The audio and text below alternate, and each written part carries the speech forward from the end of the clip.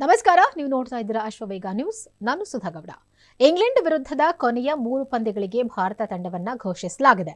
17 ಸದಸ್ಯರ ಈ ತಂಡದಲ್ಲಿ ಉಪನಾಯಕನಾಗಿ ಜಸ್ಪ್ರೀತ್ ಬೂಮ್ರಾ ಕಾಣಿಸಿಕೊಂಡಿದ್ದಾರೆ. ಇದಕ್ಕೂ ಮುನ್ನ 3ನೇ ಟೆಸ್ಟ್ ಪಂದ್ಯವು ಫೆಬ್ರವರಿ 15ರಿಂದ ಶುರುವಾಗಲಿದ್ದು, ಪಂದ್ಯ ರಾಜ್ಕೋಟ್ನ ಸೌರಾಷ್ಟ್ರ ಕ್ರಿಕೆಟ್ ಅಸೋಸಿಯೇಷನ್ ಮೈದಾನದಲ್ಲಿ ನಡೆಯಲಿದೆ.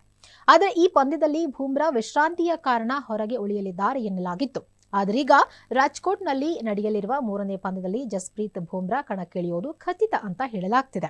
ಆದರೆ 4ನೇ ಪಂದ್ಯದ ವೇಳೆ ಅವರಿಗೆ ವಿಶ್ರಾಂತಿ ನೀಡುವಂತೆ ಬಿಸಿಸಿಐ ಟೀಂ ಇಂಡಿಯಾ ಮ್ಯಾನೇಜ್ಮೆಂಟ್ಗೆ ಸೂಚಿಸಿದೆ. ಬೂಮ್ರಾ ಮೇಲಿನ ಒತ್ತಡವನ್ನು ಕಡಿಮೆಗೊಳಿಸಲು ಬಿಸಿಸಿಐ 4ನೇ ಟೆಸ್ಟ್ ಪಂದ್ಯದ ವೇಳೆ ಬೂಮ್ರಾಗೆ ವಿಶ್ರಾಂತಿ ನೀಡಲಿದೆ. ಒಂದು ವೇಳೆ ಟೀಂ ಇಂಡಿಯಾ 3ನೇ ಟೆಸ್ಟ್ ಪಂದ್ಯದಲ್ಲಿ ಗೆದ್ದರೆ ಬೂಮ್ರಾ ವಿಶ್ರಾಂತಿ ತೆಗೆದುಕೊಳ್ಳೋದು ಖಚಿತ ಅಂತ ಹೇಳಲಾಗ್ತಿದೆ. ಆದರೆ 3ನೇ ಟೆಸ್ಟ್ ಪಂದ್ಯದಲ್ಲಿ ಭಾರತ ತಂಡ ಸೋಲುಂಡ್ರೆ 4ನೇ ಪಂದ್ಯದಲ್ಲಿ ಜಸ್ಪ್ರೀತ್ ಬೂಮ್ರಾ ಕಾಣಿಸಿಕೊಳ್ಳಬಹುದು. ಬೂಮ್ರಾ ಅವರನ್ನ ಹೊರತುಪಡಿಸಿ ಇಂಗ್ಲೆಂಡ್ ವಿರುದ್ಧದ ಈ ಸರಣಿಯಲ್ಲಿ ಭಾರತದ ಯಾವುದೇ ವೇಗದ ಬೌಲರ್ ಯಶಸ್ವಿಯಾಗಿಲ್ಲ. ಹೀಗಾಗಿ 3ನೇ ಪಂದ್ಯದ ಫಲಿತಾಂಶದ ಮೇಲೆ ಬೂಮ್ರಾ ಅವರ ವಿಶ್ರಾಂತಿ ನಿರ್ಧಾರವಾಗಲಿದೆ ಅಂತ ಹೇಳಲಾಗ್ತಿದೆ.